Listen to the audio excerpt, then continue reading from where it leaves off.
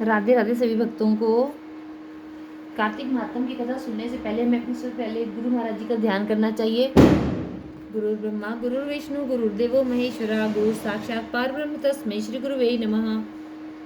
इसके बाद हमें गणेश जी महाराज जी का ध्यान करना चाहिए। हाथ में फूल और चावल ले लें और कहानी सुनते समय कथा का हुंकारा जरूर भरें। बोले कार्तिक के ठाकुर की जय, तुलसी मैया की जय, गणेश जी महाराज जी की जय। कार्तिक महात्म 24वां अध्याय। एक बार एक बुढ़िया थी। वह मिट्टी गणेश जी की पूजा किया करती थी। रोज बनाती थी, रोज गल जाते थे। एक दिन बुढ़िया ने देखा कि एक सेठ का मकान बन रहा है। वह मिस्त्री के पास गई और बोली, भैया मेरा पत्थर का गणेश गढ़ दो। मिस्त्री बोला कि जब तक हम तेरा पत्थर का गणेश गढ़ेंगे तब तक दीवार नहीं चिल्लेंगे। बुढ़िया बोली कि राम करे तुम्हारी दीवार टेढ़ी हो जाए। ऐसा कह के बुढ़िया चली गई। शाम को सेठ आया तो उसने पूछा, क्या आज कुछ भी काम नहीं किया? तो मिस्त्री बोला कि एक बुढ़िया आई थी, कह रही थी मेरा पत्थर का गणेश गढ़ दो। हमने नहीं गढ़ा तो कह रही तुम्हारी दीवार टेढ़ी हो जाए। तब से दीवार टेढ़ी हो जाती है, ढानी पड़ती है। सेठ ने बुढ़िया को बुलवाया और कहा कि हम तुम्हारे सोने के गणेश जी गढ़वा देंगे, तुम्हारी दीवार सीधी करा दो। सेठ ने बुढ़िया को सोने की गणेश जी गढ़वा दी। उसकी दीवार सीधी हो गई। जैसे सेठ के बीड़े काम सीधे करे ऐसे हम सबके करना। कहते सुनते हुंकारा भरने वालों के करना। बोलिए गणेश जी महाराज की जय। कार्तिक महात्म 24वां अध्याय। राजा पृथु ने कहा कि मुनि श्रेष्ठ, कार्तिक का व्रत करने वाले पुरुष के लिए जिस महान फल की प्राप्ति बताई गई है उसका वर्णन कीजिए। किसने इस व्रत का अनुष्ठान किया था? नारद जी बोले कि राजन, पूर्व काल की बात है। सहे पर्वत पर करवीरपुर में धर्मदत्त नाम के एक धर्मज्ञ ब्राह्मण थे, जो भगवान विष्णु का व्रत करने वाले तथा भली भांति श्री विष्णु का पूजन करने में सर्वदा तत्पर रहने वाले थे। वे द्वादशाक्षर मंत्र का जप किया करते थे। अतिथियों का सत्कार उन्हें विशेष प्रिय था। एक दिन कार्तिक मास में श्री हरि के समीप जागरण करने के लिए वे भगवान के मंदिर की ओर चले।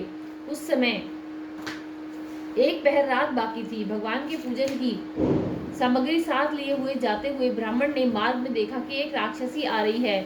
उसकी आवाज बड़ी डरावनी थी। टेढ़ी मेढ़ी दाढ़ें, लपलपाती हुई जीभ, धंसे हुए गाल, नेत्र,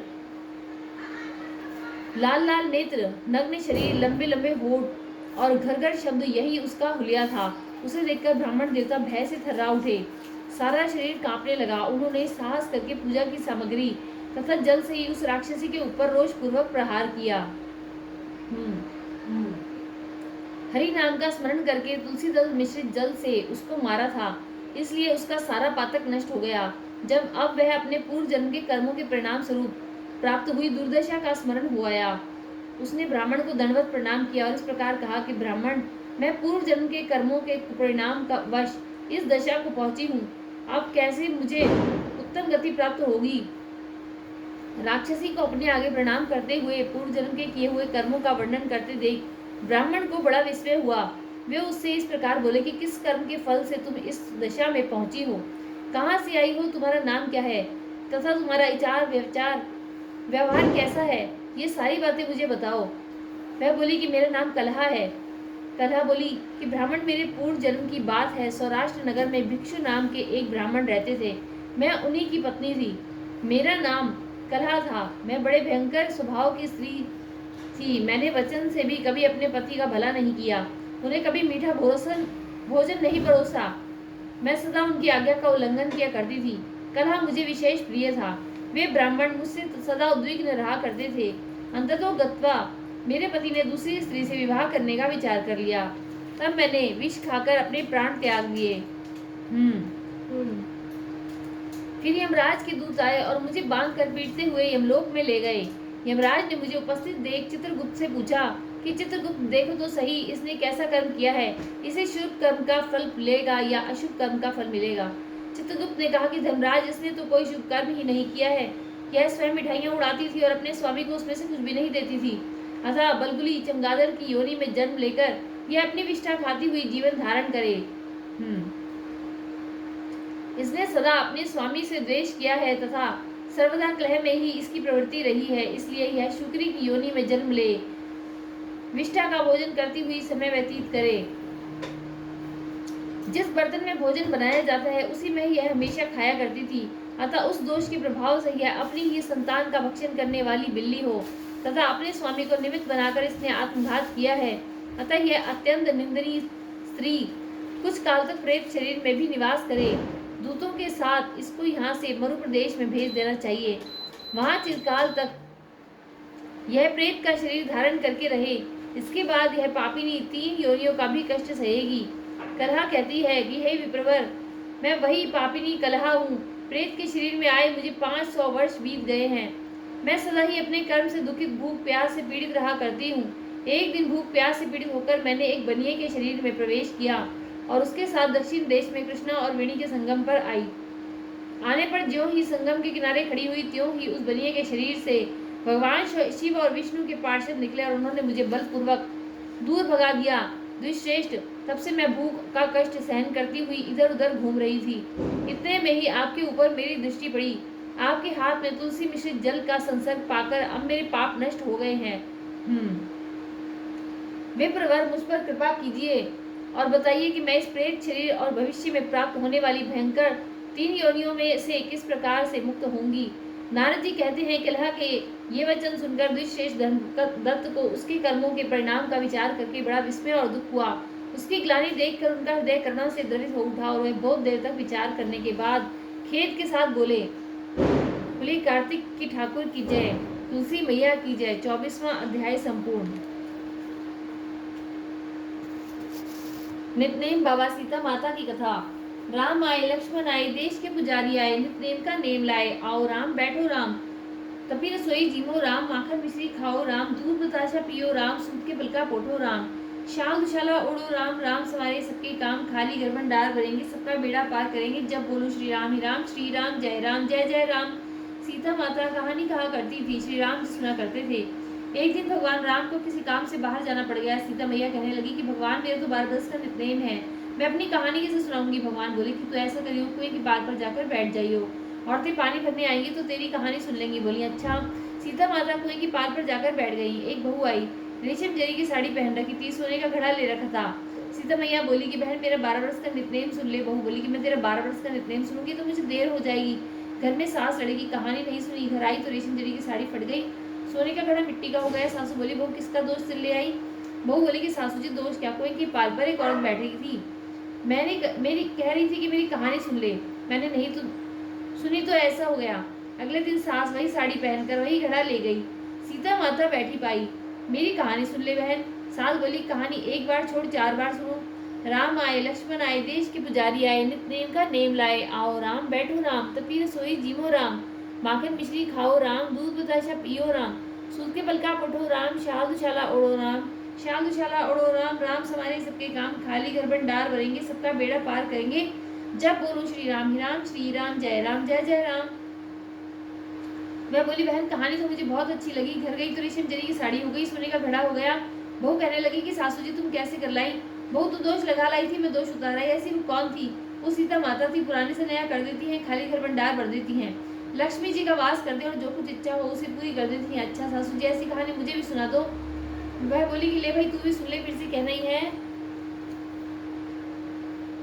राम आए, लक्ष्मण आए, देश के पुजारी आए, नितनेम का नेम लाए। आओ राम, बैठो राम, तपी रसोई जीमो राम, माखन मिश्री खाओ राम, दूध बताशा पियो राम, सूत के बल का पोठो राम, शाल दुशाला ओढ़ो राम, राम समारे सबके काम, खाली घर भंडार भरेंगे, सबका बेड़ा पार करेंगे, जब बोलो श्री राम ही राम, श्री राम जय राम, जय जय राम। वो कहने लगी कि सासू जी कहानी तो बहुत अच्छी लगी। वह बोली, बहु रोज कह लिया करेंगे। तब सास बहू रोजाना नहाती धोती, पूजा पाठ करती, नितनेम सीता माता की कहानी कहती। एक दिन उनकी पड़ोसन आई, वह बोली कि बहन जरा आँच दे दे। वह बोली, अभी बहन हमने आँच नहीं जलाई। वह बोली, तो तुम 4 बजे से उठकर क्या कर रही हो। हम नहाए धोए, पूजा पाठ करी, नित्य सीता माता की कहानी कही। वह बोली, इससे क्या होता है। बोली, सीता माता की कहानी कहने से अटूट भंडार भरते हैं, सारे कार्य सिद्ध हो जाते हैं। पड़ोसन बोली, बहन ऐसी कहानी मुझे भी सुना दे। वह बोली, ले भाई तू भी सुन ले, फिर से कहना ही है। ऐसा कहकर उसकी सास ने पड़ोसन को भी कहानी सुनाई और पड़ोसन कहने लगी कि बहन कहानी तो मुझे बहुत अच्छी लगी। अब वह पड़ोसन भी नित्य सीता माता की कहानी कहने लगी। सीता माता ने उसके भी भंडार भर दिए हैं। मेरी सीता मैया, जैसे उन सबके भंडार भरे ऐसे मेरे भरियो। लक्ष्मी का वास हो, अन्नपूर्णा का वास हो, बोलो सीता मैया की जय, श्री रामचंद्र जी की जय। तुलसा जी की कथा। कार्तिक के महीने में सब कोई तुलसा माता को सींचने जाती। सब कोई तो सींच के आ जाती, पर एक बुढ़िया माई आती और रोजाना तुलसा माता से कहती कि तुलसा माता सबकी दाता, मैं बिल्ला सींचू तेरा, तू कर निस्तारा मेरा। तुलसा माता लडुआ दे, पीताम्बर की धोती दे, मीठा मीठा घास दे, वैकुंठ का वास दे, चटके की चाल दे, पटके की मौत दे, चंदन का काट दे, झालर की झिंकार दे, साईं का राज दे, दाल भात का जीवन दे, 11 का दिन दे, कृष्ण का कांधा दे। इतनी बात सुनते ही तुलसी मैया सूखने लगी। भगवान ने पूछा कि तुम्हारे पास तो इतनी औरतें आती हैं, तुम्हें जिमावे गावे, तुम कैसे सूखने लगी? तुलसा माता ने कहा कि एक बुढ़िया माई आती है जो रोजाना इतनी बात कहकर जाती है। मैं और तो सब कुछ दे दूंगी, पर आप श्री कृष्ण जी का कांधा कहाँ से दूंगी? थोड़े दिन बाद बुढ़िया माई मर गई। सब कोई उसको उठाने लगे, पर वह इतनी भारी हो गई कि किसी से उठे ही नहीं। सब कोई कहने लगे कि पाप घाट की माला फिरती थी क्या, जो इससे इतनी भारी हो गई? भगवान बूढ़े ब्राह्मण का रूप धारण करके आए। सबसे पूछने लगे कि इतनी भीड़ क्यों हो रही है? सब बोले कि एक बुढ़िया मर गई है, पाप नहीं थी, इसलिए किसी से नहीं उठती। तब भगवान बोले कि इसके कान में मुझे एक बात कहने दो तो ये उठ जाएगी। सबने कहा कि तू भी बन के निकाल ले। भगवान ने जाकर उसके कान में कहा कि बुढ़िया माई तू बिरला सींचे मेरा, मैं करूँ निस्तारा तेरा। बुढ़िया माई अडुआ ले, गडुआ ले, पीताम्बर की धोती ले, मीठा मीठा घास ले, वैकुंठ का वास ले, चटके की चाल ले, पटके की मौत ले, चंदन का काट ले, झाल की झिंकार ले, साईं का राज ले, दाल भात का जीवन ले, 11 का दिन ले, कृष्ण का कांधा ले। इतनी बात सुनते ही तो बुढ़िया माई हल्की हो गई। भगवान कंधे पर ले गए, उसकी मुक्ति हो गई। मेरी तुलसी मैया जैसे मुक्ति उसको करी, ऐसे हमारी करिए। जैसे उसको कांधे दिया वैसे हमको भी दियो। कहते सुनते हुंकारा भरने वालों को दियो। बोलो तुलसी मैया की जय। पथवारी की कथा। एक बुढ़िया थी, उसने अपनी बहू से कहा कि तू दूध दही बेच के आ। वह बेचने गई तो रास्ते में औरतें पीपल पसारी सींच रही थी। उनको सींचता देखकर बहू ने पूछा कि तुम ये क्या कर रही हो? औरतें बोली कि हम पीपल पसारी सींच रही हैं, इससे अन्न और धन होता है, 12 वर्ष का पिछड़ा हुआ पति मिल जाता है। वो बोली ऐसी बात है तो तुम पानी से सींचती हो, तो मैं दूध से सींचूंगी। उनको सींचता देखकर बहू बोली कि तुम ये क्या कर रही हो? औरतें बोली कि हम पीपल पसारी सींच रही हैं, इससे अन्न धन होता है, 12 वर्ष का पिछड़ा हुआ पति मिल जाता है। बहू बोली ऐसी बात है तो तुम पानी से सींचती हो, तो मैं दूध से सींचूंगी। गुजरी बहू रोजाना दूध दही बेचने नहीं जाती, वह दूध तो पीपल में दही पसारी में सींच देती। सास दूध दही का दाम मांगती तो कह देती कि महीना पूरा हो जाने पर दूंगी। कार्तिक का महीना पूरा हो गया। पूनौ के दिन बहू पीपल पसारी के पास जाकर बैठ गई। पसारी ने पूछा कि तू मेरे पास क्यों बैठ गई? वो बोली कि सास दूध दही का दाम मांगेगी। पीपतवारी बोली कि मेरे पास क्या दाम रखा है, ये भराडिंडा पानपुत्र है, इसको ले जा। बहू ने वही ले जाकर कोठरी में रख दिया और डर के मारे कपड़ा उड़कर सो गई। सासू बोली बहू पैसे ला। बहू बोली कोठरी में रखा है। सासू ने कोठरी खोल के देखी तो हीरा मोती जगमगा रहे हैं। सासू बोली कि बहू इतना धन कहाँ से लाई? बहू आकर देखे तो सच्ची में ही धन भरा हुआ है। बहू ने सास को सारी बात बता दी। सास ने कहा कि अपनी कार्तिक मैं भी पटवारी सींचूंगी। कार्तिक आया, सास दूध दही तो बेच आती, हांडी धोकर पीपल पटवारी में चढ़ा देती। आकर बहू से कहती कि तू मेरे से दाम मांग। मैं कहती कि सासू जी कोई बहू भी दाम मांगती है। पर सासू कहती कि तू मांग। बहू बोले कि सासू जी पैसे लाओ। वह पीपल पसारी के पास जाकर बैठ गई। पीपल पसारी ने सास को पानपुर का भरा डींडा दे दिया। उसने ले जाकर कोठरी में रख दिया। बहू ने खोलकर देखा तो उसमें कीड़े मकोड़े बिलबिला रहे हैं। बहू ने कहा कि सासू जी ये क्या? सास ने आकर देखा तो बोलने लगी कि पीपल पसारी तो बड़ी दोगली पटपीटन है, इसको तो धन दे दिया और उसको कीड़ा मकोड़ा। तब सब कोई बोलने लगे कि बहू तो सबकी भूखी सींचे थी और तुम धन की भूखी। हे पटवारी माता, जैसा बहू को दिया वह सबको दियो, जैसा सास को दिया ऐसा किसी को न दियो। बोलो पटवारी माता की जय, कार्तिक के ठाकुर की जय, तुलसी मैया की जय।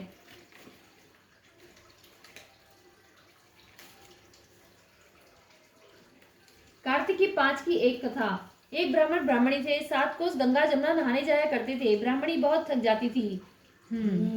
एक दिन बोली कि कोई बेटा होता तो बहू आती, घर में खाना बना हुआ मिलता, कपड़े धुले हुए मिलते।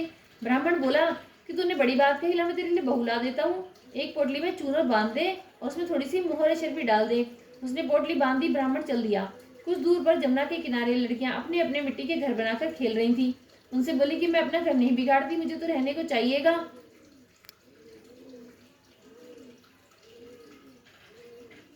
ब्राह्मण को वही लड़की मन भा गई। अपने मन में सोचने लगा कि ये एक समझदार सी लड़की है। वह उसके पीछे पीछे हो लिया। जब वह घर पहुंची तो बोला बेटी मैं भूखा हूँ, अपनी माँ से पूछ ले कि मेरी 4 रोटी पो देगी क्या? कार्तिक का महीना है, मैं किसी के घर की रोटी नहीं खाता, मेरे पास ये चून है, अपनी माँ को दे दियो और अपनी माँ से कह दियो कि चून छान लेगी। मैं बोली अच्छी बात है बाबा। उसने अपनी माँ से कहा कि माँ बाहर बाबा बैठा है, उसकी रोटी बना दो और आटा छान लेना। उसने आटा छाना, उसमें मोहर शर्फी निकली। मैं बोली कि जिसके आटे में इतनी मोहर शर्फी है उसके घर में कितनी होगी? जब बाबा रोटी खाने बैठा तो उसकी माँ बोली कि बाबा तुम लड़की की सगाई करने जा रहे हो क्या? बाबा बोला कि मेरा लड़का तो काशी जी पढ़ने गया हुआ है, अगर तुम कहो तो खंडे कटारे से तुम्हारी लड़की को ब्याह के ले जाऊं। मैं बोली अच्छी बात है बाबा। वो ब्याह कर ले आया। आकर बोला कि रामू की माँ किवाड़ खोल, देख मैं तेरे लिए बहू लाया हूँ। बुढ़िया बोली कि दुनिया तो बोली मारे, तू भी बोल मार दे, हमारे तो 7 जन्म भी बेटा नहीं है, तो बहू कहाँ से आएगी? वह बोला कि ना, तू किवाड़ तो खोल। उसने किवाड़ खोला तो देखा कि सामने बहू खड़ी है। सास आदर सत्कार के साथ बहू को अंदर ले आई। बूढ़े बुढ़िया नहाने जाते, बहू सारा काम करती, खाना बनाती, कपड़े धोती, रात को उनके पाँव दबाती। इस तरह से बहुत समय निकल गया। सास बोली कि बहू, चूल्हे की आंच न बुझने दियो, मटके का पानी न खत्म होने दियो। एक दिन चूल्हे की आंच बुझ गई। भागी भागी बहू पड़ोस में गई। बोली, पड़ोसन मुझे थोड़ी सी आंच दे दो, मेरे चूल्हे की आंच बुझ गई है। मेरे सास ससुर आते ही होंगे, सुबह 4 बजे के गंगा जमुना नहाने गए हुए हैं। पड़ोसन बोली कि तू तो बावली हो गई है, तुझे तो यूं ही उठाकर ले आए, इनके तो 7 जन्म भी कोई बेटा नहीं है। बहू बोली कि ना, इनका बेटा तो काशी जी पढ़ने गया हुआ है। मैं बोली, ना झूठ बोला है। बोली, अब मैं क्या करूं। उसने कहा कि जली फूकी रोटी कर दे, अलूनी दाल कर दे, खीर की कड़छी दाल में और दाल की कड़छी खीर में कर दे। उसको पड़ोसन की सीख लग गई, उसने ऐसा ही किया। आज सास ससुर आए, ना तो उनका आदर सत्कार किया, ना उनके कपड़े लिए, खाना लगा दिया। सास बोली कि बहू, ये क्या, ये तो जली फूकी रोटी है और अलूनी दाल है। मैं बोली, खा लो सासू जी, एक दिन खा लोगे तो कुछ ना होगा, मुझे तो जीवन भर अलूनी ही रहना है। सासू बोली कि बहू को तो पड़ोसन की सीख लग गई, रात को सो गई, सुबह भागी भागी पड़ोस में गई। बोली, अब क्या करूं। बोली, सातों कोठों की चाबी मांग ले। तब सासू जाने लगी तो आगे अड़कर खड़ी हो गई। बोली, बाद में जाना, पहले मुझे सातों कोठों की चाबी दे दो। ससुर बोला, चाबी दे दो, आज भी इसका कल भी इसका, हमारा क्या है, आज बने कल दूसरा दिन। पीछे से बहू ने कोठे खोल के देखे, किसी में अन्न, किसी में धन, किसी में बर्तन, किसी में कपड़े, अटूट भंडार भरे पड़े हैं। 7वां कोठा खोल के देखा कि उसमें गणेश, लक्ष्मी, पीपल, पथवारी, कार्तिक के ठाकुर, राई, दामोदर, तुलसा जी का बिड़ला, 36 करोड़ देवी देवता विराजमान है। गंगा जमुना बह रही है, तिलक थापे लगाए, चौकी पर एक लड़का माला जप रहा है। मैं बोली कि तू कौन है। वो बोला, मेरा तेरा पति हूँ, किवाड़ बंद कर दे, मेरे माँ बाप आएंगे तब खोली। अब वह बहू बहुत खुश हुई। 36 प्रकार के भोजन बनाए, 16 श्रृंगार किया, रांची बांची डोले। आज सास ससुर आए, बड़े प्यार से उनकी बात की, उनके कपड़े धोए, खाना खिलाया। बूढ़ा बोला कि बहू तो धन देख के राजी हो गई। बहू सास के पैर दबाती जाए और कहती जाए कि माँ जी, तुम इतनी दूर बाहर को गंगा जमुना नहाने जाती हो, थक जाती होगी, तुम घर में ही नहा लिया करो। सास बोली कि बावली, कहीं घर में भी गंगा जमुना बहती है। बहू बोली, हाँ माँ जी, चलो मैं दिखाती हूँ। उसने 7वां कोटा खोलकर दिखाया। उसमें गणेश, लक्ष्मी, पीपल, पुजारी, तुलसा जी का बिड़ला, कार्तिक के ठाकुर, राई, दामोदर, शिव पार्वती, 36 करोड़ देवी देवता विराजमान है। गंगा यमुना बह रही है, तिलक थापे लगाए, चौकी पर एक लड़का बैठा माला जप रहा है। माँ बोली, तू कौन है। बोला, माँ मैं तेरा बेटा हूँ, तू कहाँ से आया। मुझे तो कार्तिक के देवता ने भेजा है। माँ बोली कि बेटा, ये दुनिया क्या जानेगी, क्या जानेगा मेरा घर का धनी, क्या जानेगी मेरी दुरानी जेठानी, क्या जानेगी मेरी अगड़ पड़ोसन की, तो मेरा बेटा है। उसने पंडित से पूछा तो वह बोला कि परली पार बहू बेटा खड़े हो, इस पार बुढ़िया खड़ी हो। चाम की अंगिया पहने, छाती में से दूध की धार निकले, बेटे की दाढ़ी मूछ भीगे, पवन पानी से गठ जोड़ा बन जाए तो सब जाने कि बुढ़िया का बेटा है। उसने ऐसा ही किया। चाम की अंगिया पहनी, छाती में से दूध की धार निकली, बेटे की दाढ़ी मूछ भीग गई, पवन पानी से बहू बेटे का गठ जोड़ा बन गया। ब्राह्मण ब्राह्मणी बहुत खुश हुए। हे कार्तिक के ठाकुर, राई, दामोदर, कृष्ण भगवान, जैसे उसे बहू बेटा दिए से हमको भी देना। कहते सुनते हुंकारा भरने वालों को देना, जैसे उसकी इच्छा पूरी करी ऐसे हमारी भी करना। बोलो कार्तिक के ठाकुर की जय, तुलसी मैया की जय। धर्मराज जी की कथा। एक बुढ़िया माई थी, वह व्रत नियम बहुत रखती थी। एक दिन भगवान के घर से यमदूत लेने आए। बुढ़िया माई यमदूत के साथ चली गई। आगे गहरी नदी बह रही थी, बुढ़िया माई डूबने लगी। तभी यमराज ने पूछा कि माई, गाय दान की हुई है क्या। तो बुढ़िया माई ने मन में गाय माता का ध्यान किया तो गाय माता उपस्थित हो गई। गाय की पूंछ पकड़कर बुढ़िया माई नदी पार हो गई। अगले दिन आगे चली तो काले कुत्ते खाने दौड़े। तब यमराज जी ने पूछा, कुत्ते को रोटी दी है क्या। बुढ़िया माई ने मन में कुत्ते का ध्यान किया तो कुत्ते चले गए। आगे चली तो काले कौवे बुढ़िया को चोंच मारने लगे। तब यमराज जी ने कहा कि ब्राह्मण की बेटी को सिर में लगाने को तेल दिया है कि नहीं। बुढ़िया माई ने ब्राह्मण की बेटी को याद किया तो कौवे ने चोंच मारना छोड़ दिया। आगे गई तो पैरों में कांटे चुभने लगे। तब यमराज जी ने कहा कि चप्पल दान की है क्या। बुढ़िया माई ने याद किया तो चप्पल पैरों में आ गई। आगे चली तो चित्रगुप्त जी ने यमराज जी से कहा कि आप किसको ले आए हो। तब यमराज जी ने कहा कि बुढ़िया माई ने दान पुण्य तो बहुत किया पर धर्मराज जी का कुछ नहीं किया, इसलिए आगे के द्वार बंद है। तो बुढ़िया माई बोली कि मुझे 7 दिनों के लिए धरती पर जाने की आज्ञा दो। मैं 7 दिनों तक कहानी सुनकर उद्यापन करने के बाद वापस आ जाऊंगी। बुढ़िया माई वापस धरती पर आ गई। पूरे गांव में खबर फैल गई कि बुढ़िया माई भूतनी का रूप धारण करके वापस आ गई है। जब वह अपने घर गई तो बहू बेटे ने भूतनी समझकर घर के द्वार बंद कर दिए। तब उसने अपने बहू बेटे से कहा कि मैं भूतनी नहीं हूँ, मैं तो धर्मराज जी के कहने अनुसार वापस आई हूँ। मैं नियम अनुसार प्रत्येक दिन धर्मराज जी की कहानी सुनकर उद्यापन करके वापस परलोक चली जाऊंगी। यह सुनकर बेटे ने उद्यापन की सभी पूजा सामग्री एकत्रित कर दी, लेकिन कहानी का हुंकारा नहीं भरा।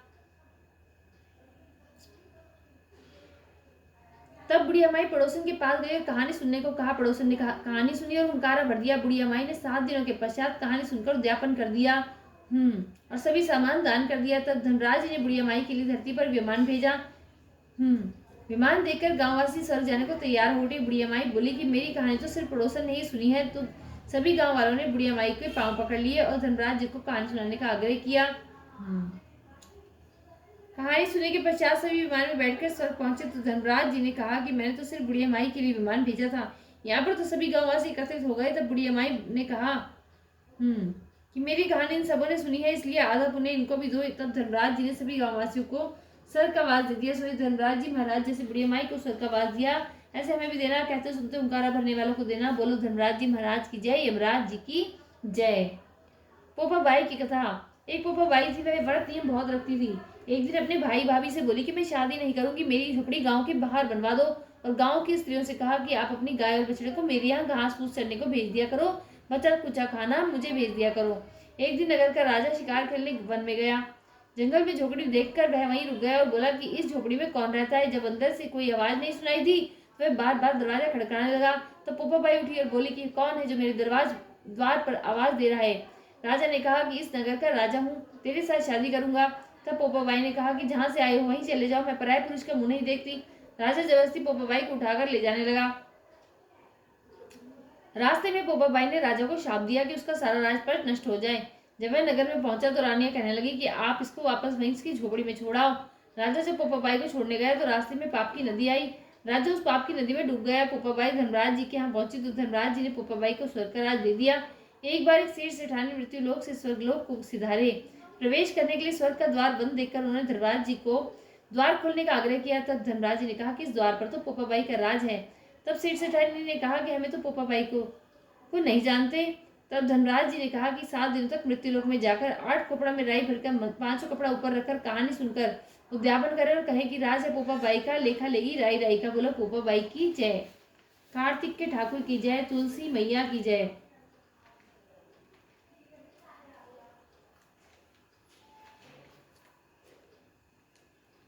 मंगलवार की कथा।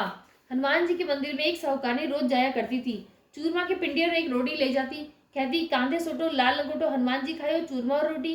मैंने तुम्हें दिया जवानी में, तुम मुझे देना बुढ़ापे में। पूजा करने के बाद घर आई तो बहू बोली कि सासू जी तुम चूरमा रोटी लेके कहाँ जाए करो। सासू बोली बालाजी के मंदिर जाए करो हूँ। बहू बोली कि मंदिर में तो नहीं जाओ हो। सास कुछ भी नहीं बोली, न खाया, जाके सो गई। सोते सोते 5 दिन हो गए। हनुमान जी सपने में आए, बोले तूने तो दिया जवानी में, मैं तुझे देऊँ बुढ़ापे में। बुढ़िया बोली कि आज तो तुम दे रहे हो, रोज कौन देगा। हनुमान जी बोले कि मैं रोज दे दूंगा। बुढ़िया ने चूरमा खा लिया, बहू के घर कुछ भी नहीं रहा, सब चीज में घाटा हो गया। बहू बोले कि सास ने देखो 7 दिन हो गए मैंने तो खाने को भी नहीं दिया, जाके देखा तो खूब मोटी हो रही है। बहू बोली सासू जी तुम्हें तो खाने को भी नहीं दिया, तुम क्या खाती हो। सासू बोली कि मुझे तो हनुमान जी मीठी मीठी चूरमा रोटी देके जाते हैं, वही तो खाती हूँ। बहू सास के पैरों में पड़ गई, बोली हम तो तुम्हारे भाग का खाते हैं, हमारे घर में तो कुछ भी नहीं रहा, अब आप ही संभालो। सास रोजाना चूरमा रोटी चढ़ाने लग गई। फिर से खूब धन हो गए। जैसे सास पर हनुमान जी ने कृपा करी, ऐसे सब किसी पे करना। कहते सुनते ओंकारा भरने वालों पे करना। बोलो हनुमान बाबा की जय, सियावर रामचंद्र की जय।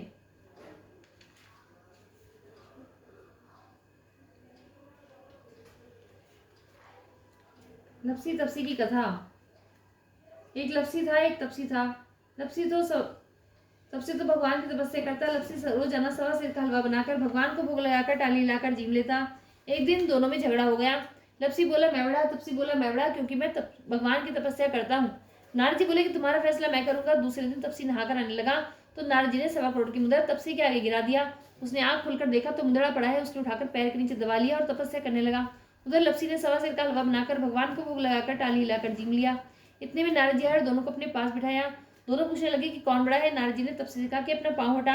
पाँव हटाते ही मुद्रा निकला। तो नारद जी बोले कि मुद्रा चुराने से तेरी तपस्या भंग हो गई, इसलिए लपसी बड़ा है। तपसी कहने लगा कि मुझे मेरी तपस्या का फल कैसे मिलेगा। नारद जी बोले कि तेरी तपस्या का फल कार्तिक नहाने वाले देंगी। सब कहानी कहकर तेरी कहानी नहीं कहेंगी तो कार्तिक का फल तुझे हो जाएगा। धोती देकर अंगोछा नहीं देवे, सीधा देकर दक्षिणा नहीं देवे, ब्राह्मण जिमा कर दक्षिणा नहीं देवे, दीवा चास के हाथ न जोड़े तो तेरा पुण्य, कपड़ा दे के बटन न लगाए, दाहिने हाथ का नाड़ा बांधे तो सबका फल तुम्हें हो जाएगा। इतना कहकर नारद जी चले गए। बोलो कार्तिक के ठाकुर की जय, तुलसी मैया की जय। आपको पाठ अच्छा लगे तो इसमें राधे राधे जरूर लिखें और चैनल को लाइक और सब्सक्राइब जरूर करें। राधे राधे।